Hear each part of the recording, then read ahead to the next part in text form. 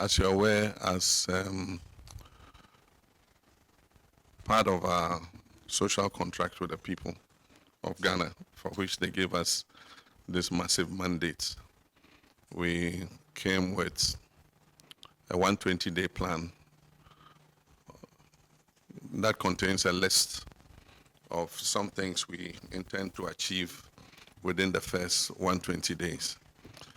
Of course, several of these things are sectoral, and so it was not possible to conduct this meeting before the ministers of the various sectors had been vetted and sworn in.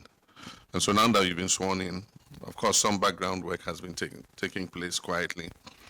And now that you've been sworn in, this meeting is meant to focus sectorally on the things that fall within your sectors. And that's why you've been chosen, because many of those issues are within the sectors that you are ministers of, so that we can hone in and make sure that we achieve them on target. Some are 90 days, some for some were 14 days. Assemble a full cabinet within 14 days, we achieved that.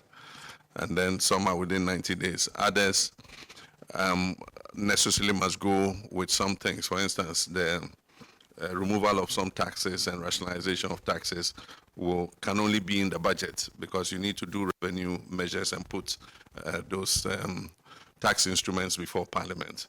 So all of you are supposed to focus on your sectors and work so that we achieve all the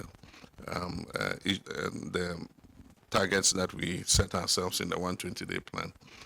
The Senior Presidential Advisor on Governmental Affairs is the chair and leading that effort. So you have to work closely with her so that we can make sure that we are faithful to the mandate that the people of Ghana gave us.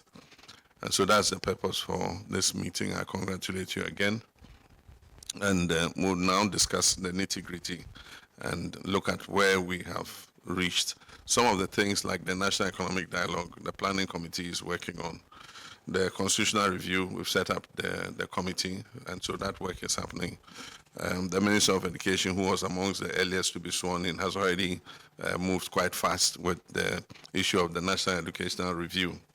And so for those of you who were sworn in later, look into your sector ministries and the promises that we made, and then work as quickly as possible with the Senior Presidential Advisor on Governmental Affairs to be able to achieve those targets we've set ourselves. So that's the purpose of this meeting. And so would excuse the media, and then we will, but just a minute, yeah. By the honor you have bestowed upon us and the confidence you have reposed in us, we know how seriously you take your promises to the people of Ghana. Each promise is birthed with deep thinking, painstaking calculation, and consideration of various permutations to ensure they are viable, doable, and sustainable. We know your word is your bond and will betide anyone who stands in the way of the performance of your promises to the people of Ghana. So therefore, we pledge to use our utmost endeavors to ensure that we perform on the mandates that you have given us. We will not fail you, we will not fail the people of Ghana, and God be our